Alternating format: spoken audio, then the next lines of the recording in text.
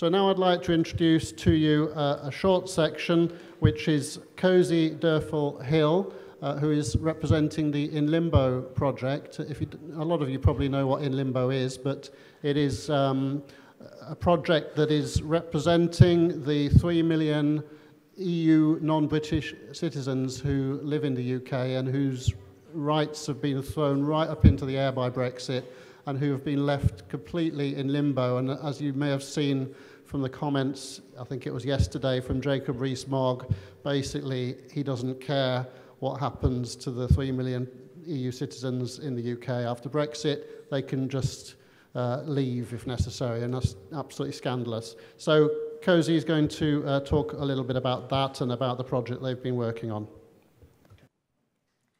Thank you.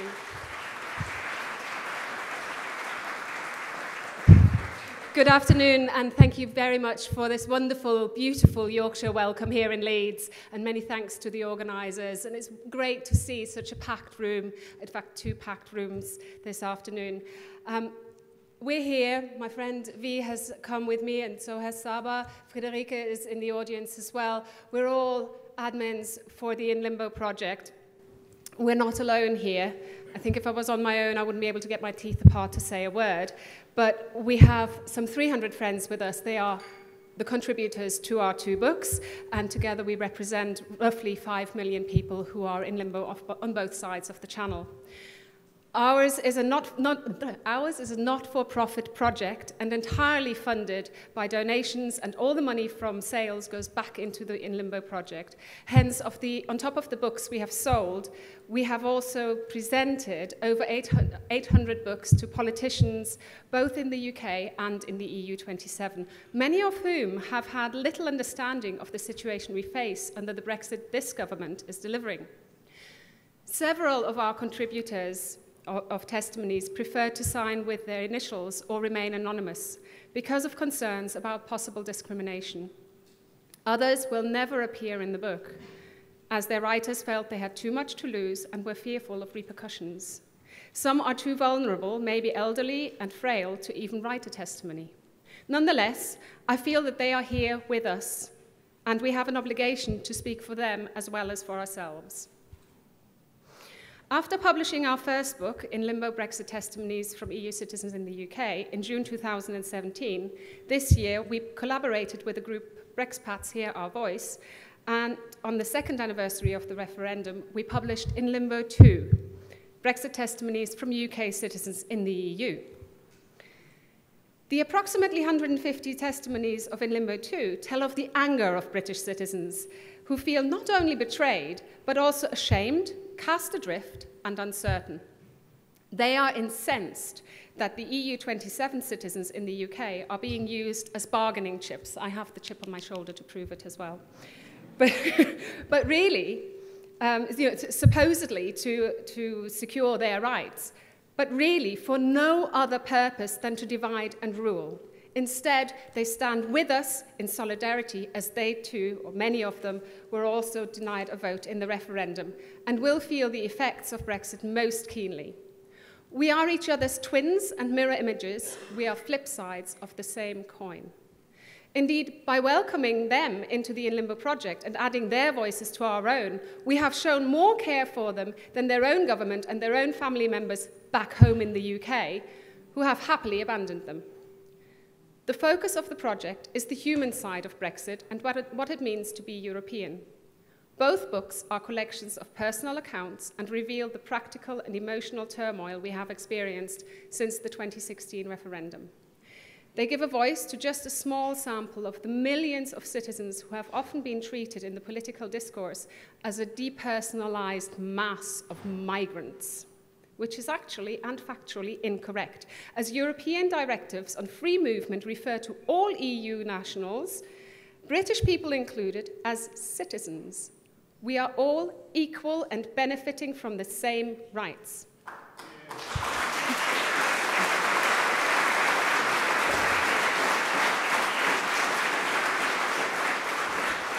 Thank you. You obviously get it. Rees-Mogg doesn't. In contrast, our anthologies reveal individuals whose lives have been interrupted plunged into limbo by political events few could have anticipated.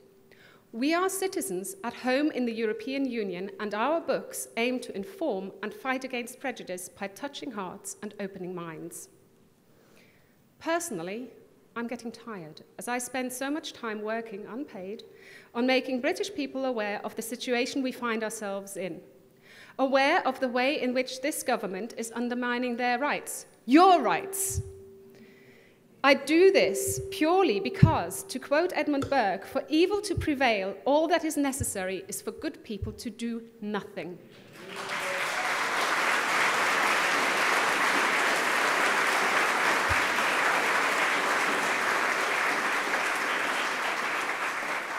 I've got a second barrel with that one. My grandparents failed to stop the rise of a regime based on dividing human beings into classes of different values. I do not want to repeat their mistakes.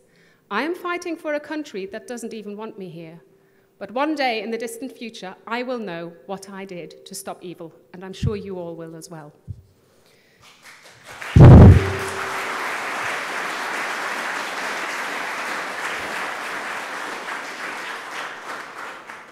Can you imagine how I felt telling my daughter that by the time she starts secondary school, I might not have the right to be in this country anymore?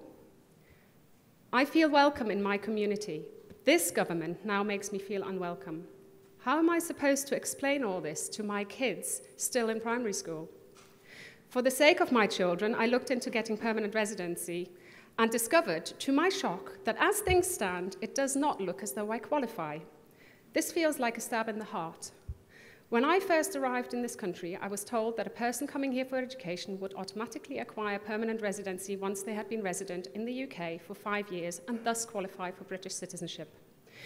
Even discounting my 6 years of study, I would have automatically acquired residency in 1999, a full 5 years before the EU Directive on Comprehensive Sickness Insurance even existed. So right here, right now, I am angry and bitter. This government has no right to remove acquired rights from me. It is a breach of the Universal Declaration of Human Rights of 1949, a few years before the EU existed, the Treaty of London of 1953, also known as the European Convention on Human Rights, and the UK's own Human Rights Act of 1998, even the Acts of Parliament Commencement Act of 1796. Even Leave voters are disgusted that citizens' rights are on the agenda. One of them said to me, that should have been sorted out before the referendum. Removing my rights and using me as collateral is not what they voted for. However, it is what this government is doing. This bitterness is likely to stay with me forever. It is not only about the referendum result, but also about the aftermath. The hard Brexit that they are steering for, the discovery that since 2012, being married to a British citizen counts for nothing in getting citizenship, that registration with the NHS is no longer classed as fulfilling the CSI requirement, and that this rule is now being enforced without any information being made available on this. The betrayal by the House of Commons in rejecting the Lord's amendment to the Article 50 bill, and again in voting down the amendment to the Queen's speech. The way in which doctors, nurses, employers, and landlords are being made responsible to check people have a right to rent, a right to work, or a right to medical treatment, also known as the hostile environment. During my time in the UK, 2/3 of my life, I have contributed to my local community by teaching first aid with the British Red Cross, got very involved in the PTA in my children's school, and was a volunteer games maker at the Olympic and Paralympic Games in London 2012.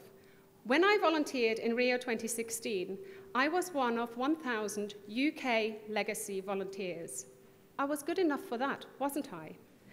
I have saved a life, volunteered in school teaching children to read when they had fallen behind, run a community group providing play days, and organised family festivals benefiting the local community. And now? Now all that I have accomplished seems to be immaterial, as I'm just a bargaining chip. This is my life they are messing with. My home, and my family. 25 years ago, I was involved with student politics and campaigned with the NUS against cuts. I did so in solidarity with my British classmates. Now we are here to ask for your help and solidarity. And there are so many ways you can help. Since the referendum 2 years ago, there has been an increase in xenophobia, racism, and hate crime. We all need to call it out, report it, and protect the victims every single time we witness it. If you know just 5 words in another language, speak them. We are afraid to speak in our native languages in public for fear of attacks, but if everyone engages in these small acts of solidarity, we will know that we can feel safe in your company. Please raise awareness about how our rights are being violated. Our books are a great way to inform people of the human side and what leaving the EU means to real people. They're great Christmas presents for leavers.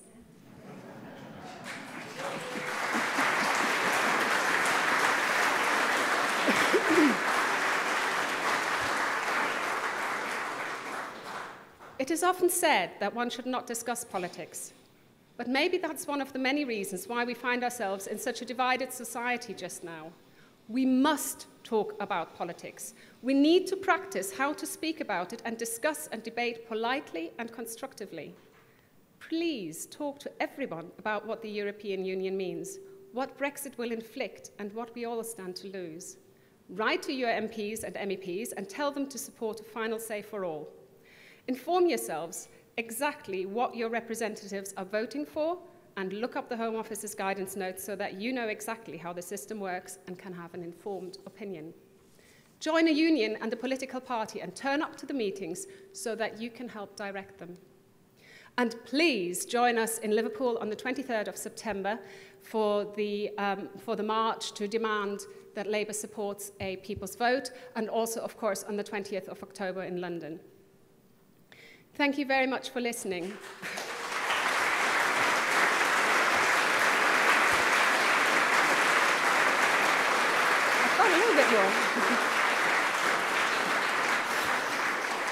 I hope that you will read in Limbo, and in Limbo too, to get a clearer idea of how Brexit affects us all. And I will leave you with a couple of quotes. This has become a bit of a signature of our founder, Elena, and myself. These are quotes from the Italian poet Dante, who inspired the title of the book. His Inferno starts with the words, "Midway upon the journey of our life, I found myself in a forest dark, for the straightforward pathway had been lost. And in the end," he says, "thence I came forth to re-behold the stars." That is the wish from the In Limbo project for all of us, that we can one day re-behold the stars as content and settled as we were before the referendum. Thank you very much.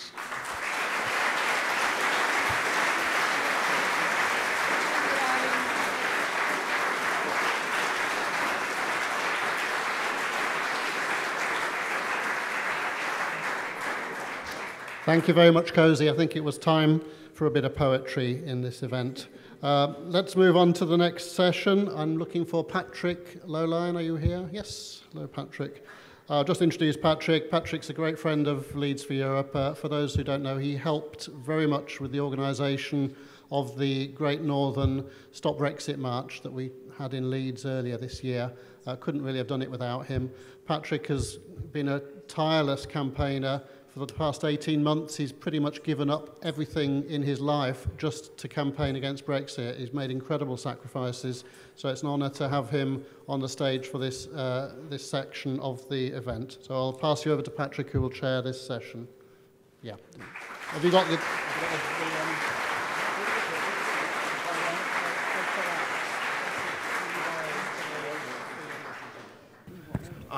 I'm delighted to be here, back in Leeds.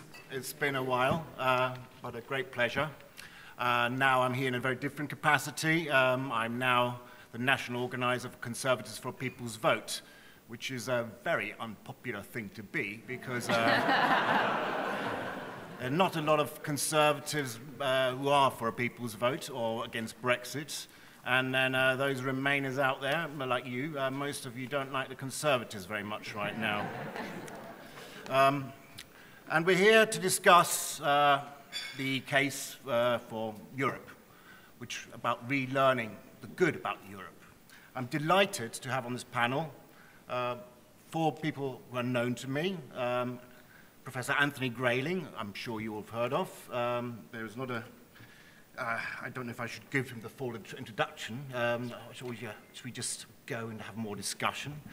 And then next to him is Jessica Simor, QC, a very famous barrister, also very outspoken. Madeleina, the European of the Year, and a tireless campaigner who I've had the great pleasure of working with on many times before. And sitting right next to me is also a very well-known figure, especially around from this area, the MEP, Richard Corbett.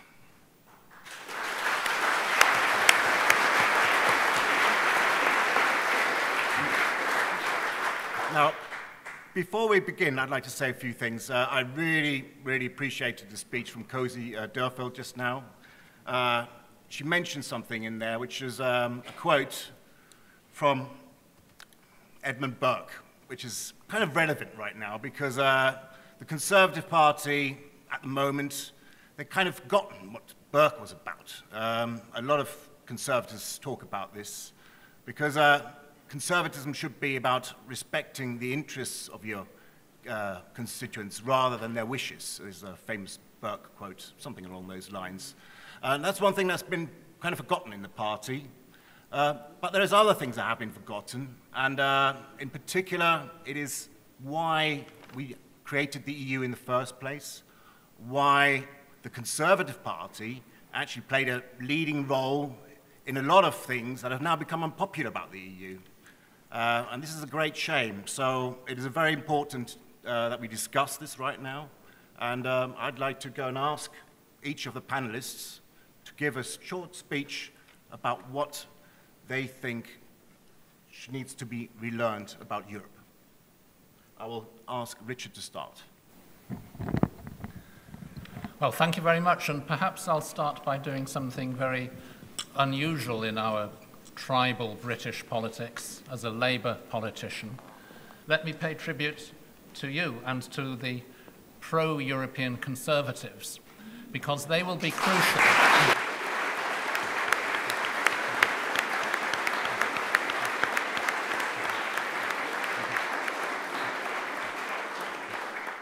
Actually, I often think pro-European Conservatives should be listed under the CITES Convention on Endangered Species, because they need special protection from the very nasty predators in their own party.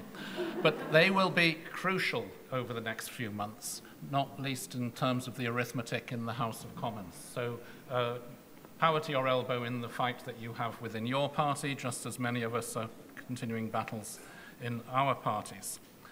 But the question that we are facing in this panel is how do you make the case for Europe more generally? And I would say there are three arguments. One is idealistic, one is pragmatic, and one is selfish. The idealistic one goes to the original motivation for creating this union after the war in a continent where every generation from the fall of the Roman Empire until 1945 had gone out to slaughter each other on the battlefields. We had to find a better way of doing things. That was the original powerful motivation which we have tended to forget or take for granted. But at the moment, if you look at the wider situation in the world, we should renew our appreciation of the stability that that has brought to our continent, or at least the bulk of our continent. The second reason is pragmatic. Whether we like it or not, we are a group of small and medium-sized countries that are highly interdependent, economically, environmentally, in all kinds of ways. We have to come together to solve common problems that cannot be solved alone. It's a very pragmatic reason. I once heard, I was at a meeting where somebody said, oh, only the smaller countries understand that. The big countries still think they can do a lot by themselves. And the answer to that is that there are actually no big countries in Europe. We are all small or medium size. And the final reason is the selfish one. Britain's a trading nation. The bulk of that trade, a good half of it, is with our neighbours in Europe, in the European Union, where it is tax-free, customs-free, common rules. It works. It's vital for our economy, for our jobs, and for our prosperity. Those are three very different reasons. They are not contradictory reasons. But in the referendum campaign, the last one, 2 years ago, We put all our eggs in one basket. That last reason, the economic one, and it became characterized as Project Fear. We were only drawing attention to the negatives of leaving. We need a much more balanced approach that focuses on all three aspects. And I think it's actually quite telling that what is coming out now as the problems of Brexit are emerging, as these papers are produced about the problems of a no-deal Brexit, but most of those papers apply equally to a bad deal Brexit, which is what we will otherwise get if it's not a no-deal Brexit. They are showing all the multiple different ways of pragmatic working together, whether that be little things like pet passports that enable you to take your dog on holiday to another country. Well, minor problem, except 250,000 Brits actually do that every year. And it's probably a bigger problem if you're a farmer straddling the Northern Ireland border and your sheepdog can't go back and forth from one end of the farm to the next. Yeah? So little things like that, to the technical agencies, the medicines agency, the chemicals agency, the air safety agency, whereby pooling resources, doing tests and evaluations jointly instead of separately with duplication, we save a heck of a lot of money and we do it a lot more effectively. We're finally discovering that if we walk out of that, we've got to duplicate it, do it ourselves, or say to the European Union, sorry we're leaving, but could we stay in the chemicals agency, please? Could we stay in the medicines agency, please? Could we stay in this? Could we stay in that? No wonder one of the EU negotiators said it feels sometimes that we're dealing with a state applying to join the European Union rather than one trying to leave. So in all these little ways, there is a much greater understanding emerging because of what's happening at the moment. Our job is to make sure that all three strands of why the European Union is valuable are heard and understood. Thank you very much.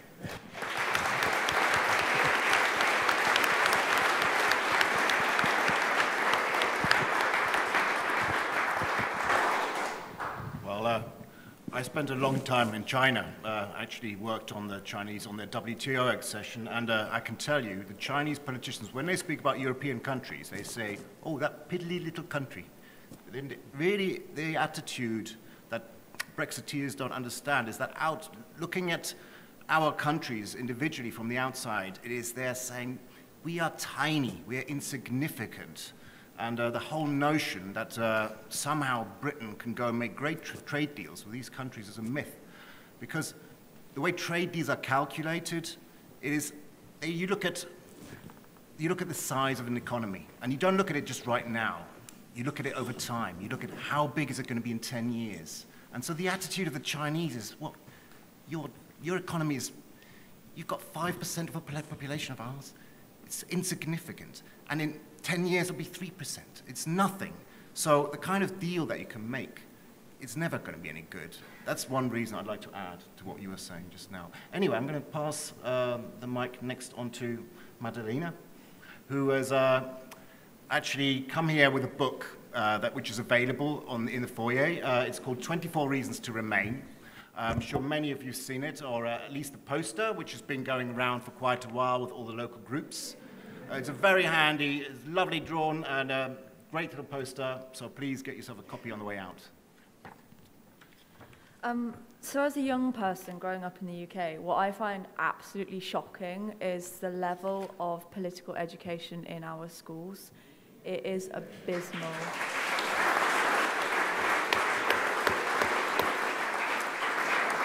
And that's not just about EU politics, it's UK politics as well. We're not taught the basics. And I actually think that's very damaging for our democracy, because then when people are asked to vote, they either don't vote because they don't feel like they know enough or they feel powerless, or they vote and they make a misinformed vote. And that also means that they're open to manipulation by politicians that will just tell outright lies to them, and they have not the knowledge to criticise their arguments and what they're being told. So what I try to do with my campaigning a lot is to try and get information about the EU out there, and to try and help educate people about what the EU actually does. Because when I voted to remain, I knew probably more than most of my peer group about the EU, but I really did not know enough to make an informed vote either. And the amount that I have learnt about the EU and found out from listening to amazing people like we have on this panel today and that have been speaking at this conference has made me more and more determined that Brexit has to be stopped and that we will stop it.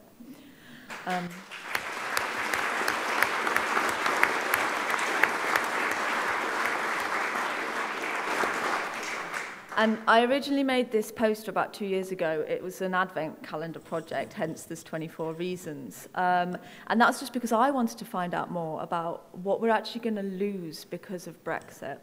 And I thought the really simple illustrations just kind of really simply and effectively communicates the benefits of EU membership to people and makes the positive case rather than the project fear case. And it's interesting what Richard was just saying, because the first reason that we start with on this list is peace. That is the fundamental reason why the EU was started and its greatest achievement, that we have a continent that was historically at war with each other. We can now sit around a table and negotiate is just imperative to the stability of our continent and to making progress into the future. Then there's a whole load of other reasons, benefits, but we end with the economic argument, the selfish argument, the prosperity. Actually, at the end of the day, remaining in the EU is in everybody's benefit in the UK. And I want to say thank you to everyone that has helped to crowdfund these booklets, because we raised £5,300 in total to print these booklets and these posters, to get them out to our grassroots campaigners, to give out at street stalls so they can have conversations with leavers, make the positive case to remain, and just, you know, provide them with factual information that they're not getting from the government, that they're not getting from the politicians. So that when we get our people's vote, because we will get a people's vote, they can make an informed decision this time. So please, on your way out, do take as many copies as you want. And if you're from a local group, you can also get in touch and we can send out boxes of them to you to use when you're out campaigning. And keep up the positive message is really important here. We need to give people hope that remaining in the EU will lead to a better future for all of us.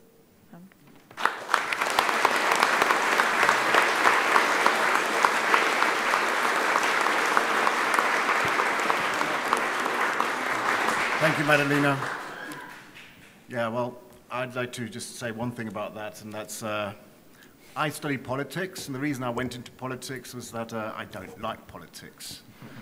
I don't like politicians. I don't like, this is the feeling that many leavers have, actually. They feel like their lives are being controlled by others, and I think that's one motivation that's really mobilized the leavers to come and vote in the referendum for leave. But why do I say that? Is, well, I hope that our next panelists can give some insights onto what I think is very important. One thing about the EU is actually its ability to protect us from our own governments. And that happens on a number of different levels. Because, you know, I don't want to be part of a politician's project, you know, to reshape society. I mean, I'm a conservative, so we don't like that kind of thing. That's something the left likes. And that's one side of the EU that I thought was really there protecting us, that, you know, I had a recourse against my government if it decided, you know, to change society in ways that I don't want. Human rights, regulations, these things exist for a reason. Now, Jessica Simor is an expert on that field. You've probably heard about her and in her role in the Article 50, in challenging the legality of Article 50 with Gina Miller. I just hope that she can give us some insight into this kind of aspects of why the European Union is actually a force for good. Well, I hope so, thank you. I didn't get any forewarning of that, but actually it's quite a good introduction. I was going to start with the reason for Brexit. Well, we heard from Will Hutton so eloquently speaking this morning as to why people voted. But let's consider now not why people voted, but the reasons behind those who have spent the last 40 years indeed their whole lives, fighting for Brexit. Why are they so against the EU? And I believe that the very reason that they are against the EU is that the EU represents, indeed legally ensures and aspires to the social contract that indeed is very close, if not already broken in Britain. But I believe that the object is to destroy that social contract. And I just want to read to you Article 3.3 of the Treaty of the European Union. The European Union shall establish an internal market.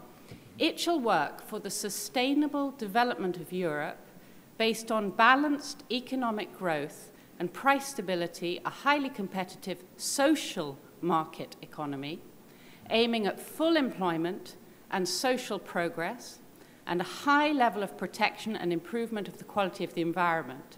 It shall promote scientific and technological advance. It shall combat social exclusion and discrimination, and shall promote social justice and protection, equality between men and women, solidarity between generations, and protections of the rights of the child. It shall promote economic, social, and territorial cohesion and solidarity among member states. It shall respect its rich cultural and linguistic diversity, and shall ensure that Europe's cultural heritage is safeguarded and enhanced.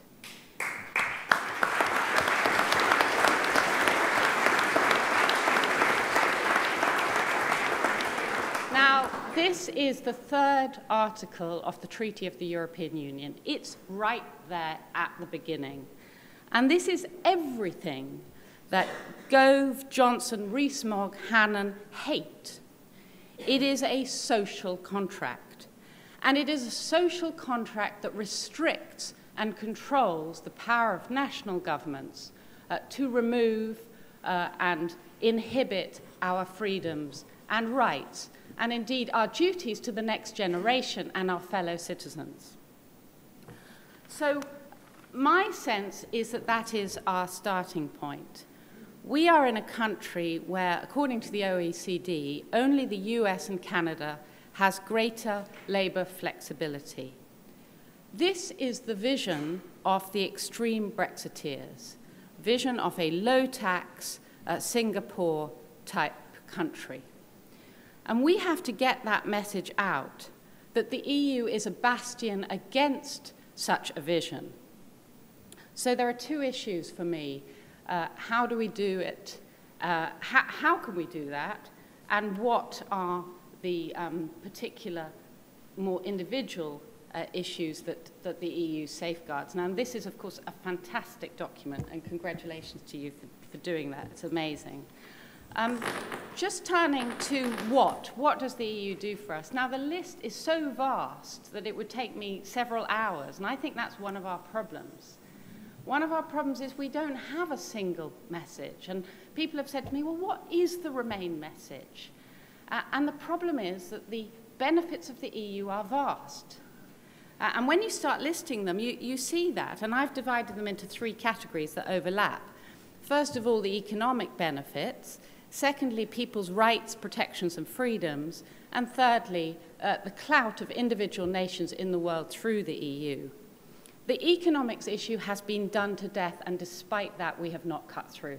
Despite that, people believe that Britain will get better free trade deals if we are alone. Now, just quickly turning to the single market. Single market is 500 million people.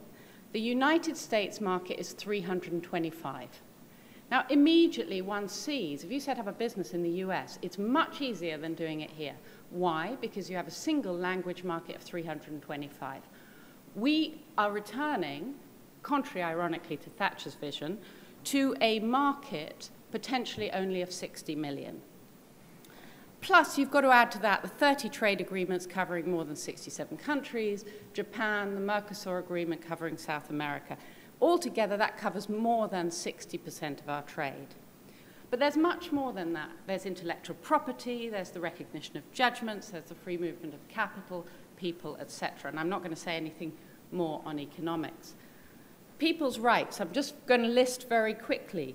workers' rights, equal pay, parental leave, 48 hours, health and safety, the Posted Workers Directive.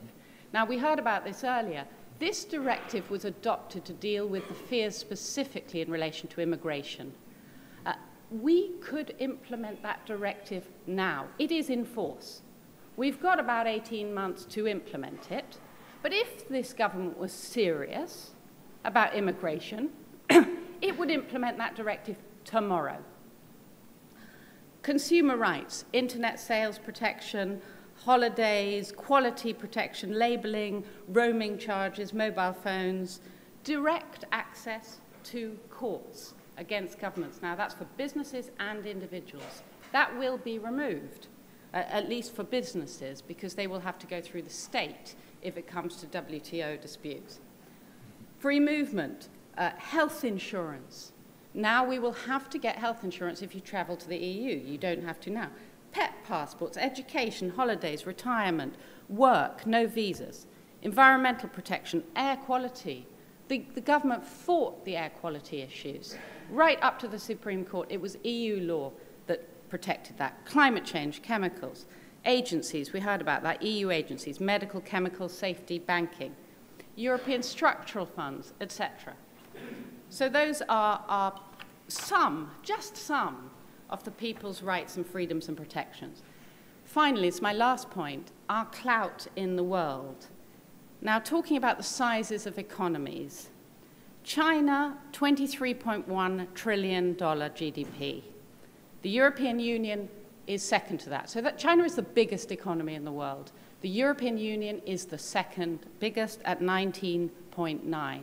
The US is the third biggest at 19.4, followed by Japan at 9.5, Germany at 4.2. So we are talking about an economy of 19.9 trillion that can negotiate with China and the US at an equal level. Let's look at either of those big economies negotiating with the UK. The UK economy is 2.9 trillion. 2.9 trillion negotiating against an economy of 23.1 trillion. It makes absolutely no sense. That's just economics. What about security? Where is America now? Where is Russia now? We need to be in full alliance with the EU. So just quickly turning to how is the hardest thing? My brother said to me, he's in advertising, he said, you're just not getting there. You're just not cutting through. You haven't got a strap line. You haven't got something simple. And one of his suggestions was that 100 people out there, people like you, with particular issues, businesses, whatever, produce 30-second, 45-minute videos and get them up on Facebook. This is why it matters to my business, my family, my home. Myth-busting. We've got to bust the myths that are still out there. And finally, as Professor Grayling said earlier, letters to MPs. That's apparently the key issue.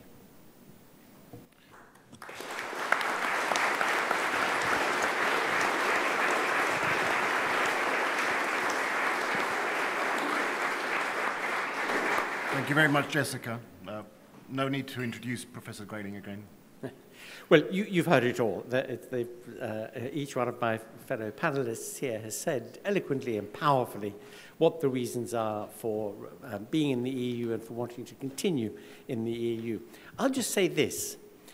The simplest, the most direct, and one of the most powerful ways of reminding yourselves why it matters being in the EU and using this as a technique for persuading people who are wavering or who want to leave is this. Just go on YouTube and just watch a minute or two of footage of Europe in 1945. Then go on YouTube and just watch a minute or two of the United Kingdom in the 1970s. And those two, just a couple of minutes each time, those two will be so powerful in explaining to people what we mean when we say the EU is a great project for peace, and what we mean when we say that the EU is a great project for prosperity. I mean, I love to say, because it matters to me, that when I think about music and the arts and about science and about ideas and the Enlightenment of the 18th century and all that it's meant for us, when I think about really the culture of Europe, of which we are not just a part, but we are a great contributor to the cultural history of Europe. When I think about that, that matters to me. That makes me feel proud to be part of that. When I was a little boy, my dad was an expat. We were living abroad in Africa, and right bang in the middle of Africa, by the way, and you couldn't go for country walks because you got eaten by lions if you did. So we were sort of stuck at home. And the grown-ups, they had alcohol and adultery to keep themselves occupied, and we kids only had what books were available to us. But when people ask me, where did you spend your childhood, I say, in ancient Greece, and in Rome, and in France, and all the things I read and all the things I loved and enjoyed and looked at. And it never occurred to me for 1 minute that Europe excluded the United Kingdom, or that we weren't part of it, or that we didn't possess, we didn't inherit all that wonder that was European history, but also, of course, all that tragedy. Because as Richard said, not a single generation of people until our own time has been free from being embroiled in war in one way or another on our continent. And that is a huge, huge gain. So, YouTube, a couple of minutes, 1945 Europe, 1970s Britain. Stick that under the noses of anybody who voted Leave, and they will never dream of voting Leave again.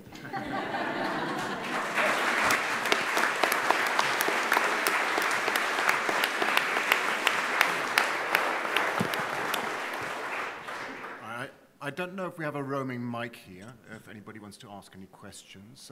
Could you please raise your hands? We have one over there.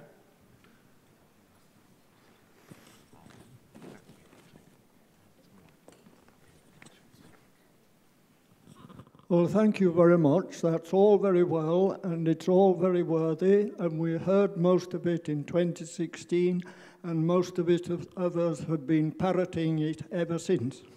To no effect that I can see. Can you each give us one pithy answer to the 4 mantras that our politicians always rabbit at us? We want to take back control, make our own laws, spend our own money, control our borders.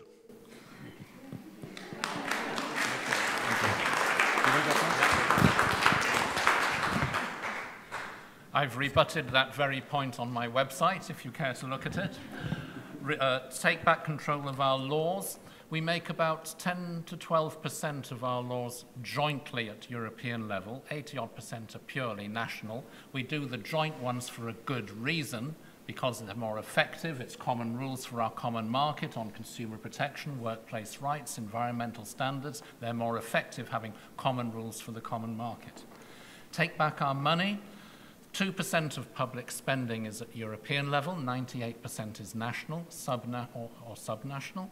That 2% is not much, but we benefit from it because quite often spending money at European level saves us money at national level through economies of scale, through avoiding duplication.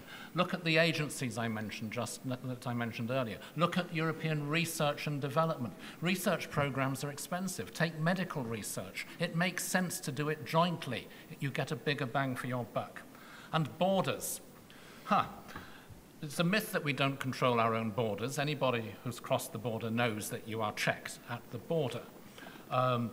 What they are getting at is the freedom of movement that exists for EU citizens, which is two-way, reciprocal arrangement, and it's not unconditional. We do have the right to refuse the right to remain under certain circumstances in the EU.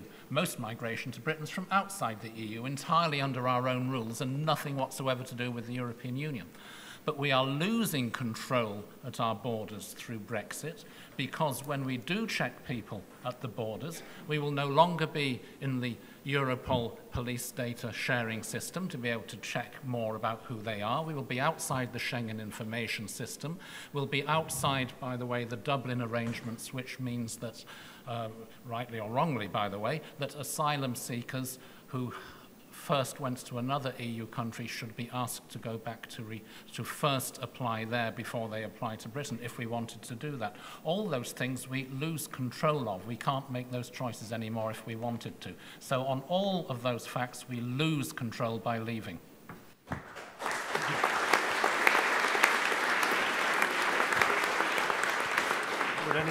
Would any of the other panelists like to add anything to that? In a way, I think the question was a perfect example of the problem. Because there's always an answer. We have the answers. But it's a complicated one. And they've been said. Why are they not getting through? And actually, when my brother was saying, well, you just don't get it, you just haven't got it, one of his sort of spoof things was, you need a strap line. And he said, well, you know, maybe a video where you're all trying to think of a strap line. And someone says, well, what about take back control? And they go, yeah, take back control. Because ironically, we are losing control through Brexit. I mean, that is completely clear. We are going to lose control. We're going to lose sovereignty. It's the grand irony of Brexit. But we need a clever way through a line, something that does that in 3 seconds rather than in facts. And that's not an area where I would excel. But we need someone who can help us. We need people to help do that. Come up with something. By the way, I can't resist leaping in there on the question of the grand irony of Brexit, because, my God, there's nothing other than irony in Brexit. I just need to remind you of one of them, which is this. In the House of Commons, if there's a vote of no confidence in the government, and the government loses that vote, there has to be another one 2 weeks later, just to make sure that the MPs were right the first time round. Can I just say, I can't really add much to what Richard said there at all, but basically, if you are confronted with that argument, it's a very aggressive argument, and it's more of an emotional argument than it is a rational one. You're not going to fight it back with reason and facts. So I think you have to find the common ground. And one thing that most people can agree on, Leavers and Remainers alike, is that Brexit is a mess. People don't like how it's going. If you've seen those... Yeah, we're losing control. If you see those Brexitometer things the local groups are doing where they ask people what their opinion is, everyone is saying it's a mess. We don't know what's going on. What are the politicians doing? And that's when you ask them, do you feel like we're taking back control? Or do you feel like we've lost it? Is this a good idea? Should we keep going ahead with it? Or should we have a final say?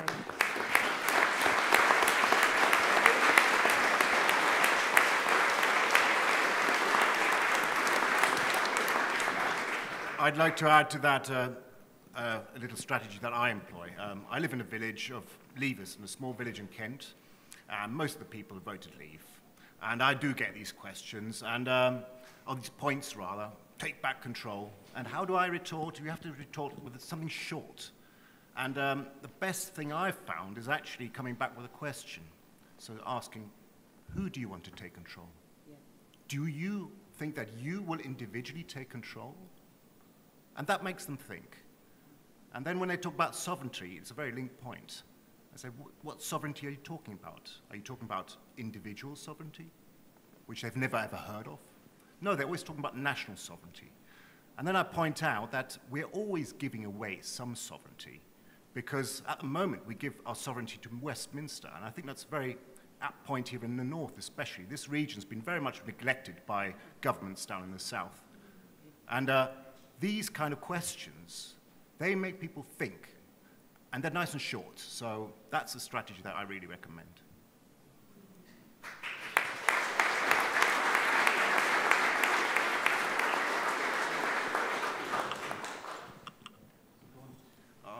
That gentleman's been first for a long time, so then that lady there. Thank you. My question just concerns the media in this country.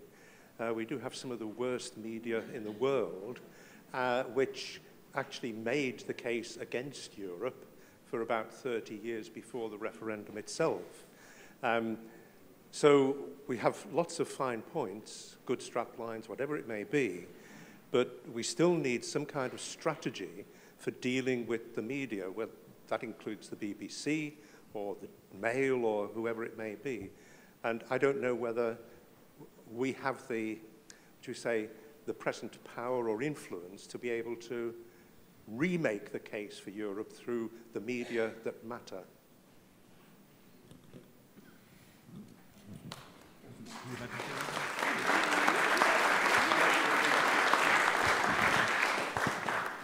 You are right. The tabloid press is appalling in this country. It really is. Big question is, how influential is it really?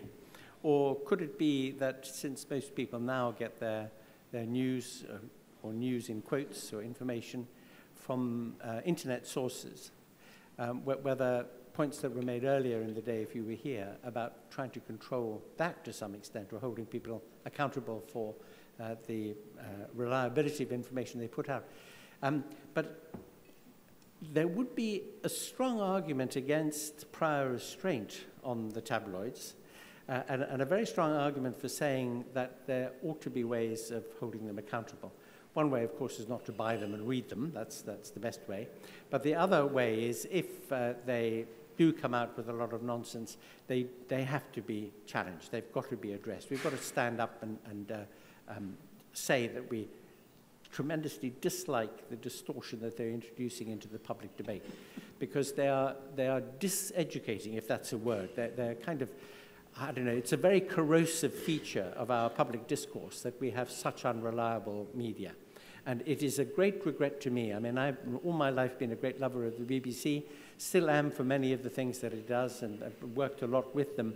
But I have to say I'm tremendously disappointed in the news coverage, especially Radio 4, which has turned...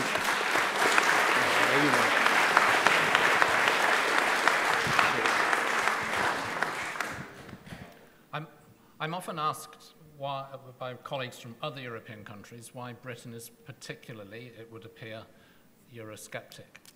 And they say, is it because you're an island? And I say, well, no, we're not the only one. There's Malta, there's Ireland, there's others. Is it because we speak English and we're attuned to the American cultural input rather than European? I say no, because again, there's Ireland you can look at. Most of Europe speaks English nowadays anyway. Every single reason you go through, it's not an adequate answer. The one that is so radically different from every other European country is our written media. 2/3 of our written media, if you measure it by readership statistics, is owned by just 3 people. Yeah? Murdoch, the Barclay brothers, Rothermere. Yeah? Okay. All tax exile expats as well, by the way. But all 3 of those groups have had for 20 years or more a deliberate anti-European agenda, publishing what we call Euro myths, silly stories, lies, either trying to make the EU look sinister or silly. Okay, sometimes the stories are funny. There's the one that the Daily Mail had, that the European Union wanted to standardize across Europe the size for the measurements for condoms, and what they had proposed was too small to cater for British assets. And we all had a good laugh. But drip, it was not true, by the way, of course. But you know, this steady drip, drip, drip, of course it's had an effect on public opinion for many, many years. It's disgraceful, and it's one of the main reasons for this high level of Euroscepticism and misinformation about Europe that we have in our country. Yeah. Well, I'm afraid I've been told that we're running out of time, so I'm sorry, but we cannot take any more questions right now. We've already been cut off, I'm afraid. Thank you very much, everybody, and thank you very much to the panel.